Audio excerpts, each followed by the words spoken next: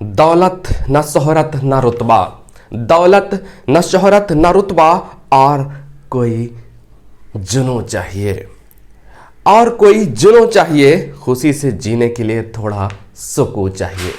जोहार, आदाब, नमस्कार। मैं जुबैर अहमद। आज की जो मैं कहानी आपको सुनाने जा रहा हूँ, ये कहानी सुनने के बाद शायद आप सोचने पर मजबूर हो जाएंगे, आपके आंखों में आंसू आ जाएंगे।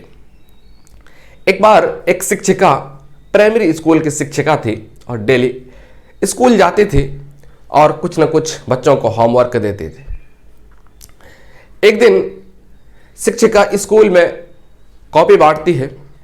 कॉपी बांटने के बाद शिक्षिका कहती है कि आज तुम अपने शौक से तुम क्या कर सकते हो, क्या कर सकते हो, तुम्हारी क्या इच्छा भगवान पूरी कर सकता है, गॉड पूरी कर सकता है, तुम उसके बारे में तुम लिखो। सब बच्चे ने लिखना शुरू किया और लिखने के बाद टाइम जब खत्म हो गया तो बच्चे से कॉपी ले लिया गया और बच्चे को छुट्टी कर दी गई।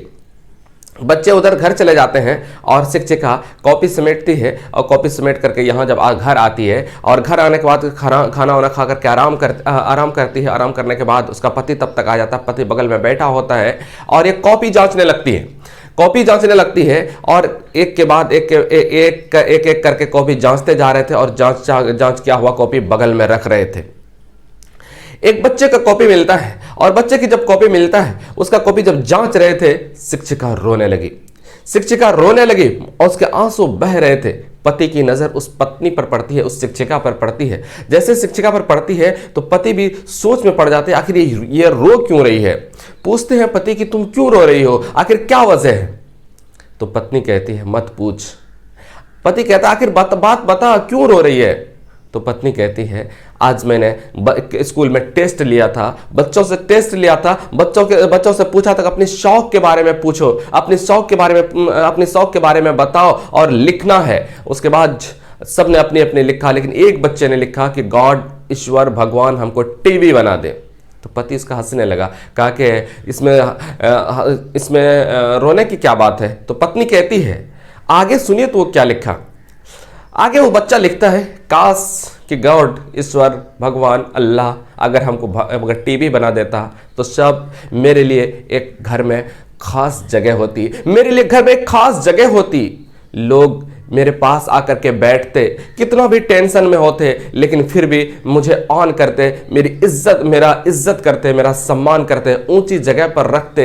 पिताजी आते, टेंशन में होते, ऑफिस से आते, काम का प्रेशर होता तो फिर भी मेरे पास आराम से बैठते और आराम से देखते। मम्मी कितनों भी काम में थकी रहती फिर भी डांटती नहीं, आराम से देखती और सबको, पूरे घर के हर सदस्य को मैं अपने सामने खुश पाता, अपने सामने अच्छी तरह से खुश पाता। और सारे लोग मेरे रूम में, सारे घर के सारे मेंबर मेरे रूम में खड़े रहते, मेरे रूम में बैठते और हमेशा मेरे रूम में इर्द गिर्द घूमते और बंद भी रहता तो फिर ऊंची जगह पर सम्मान से, इज्जत से रखता।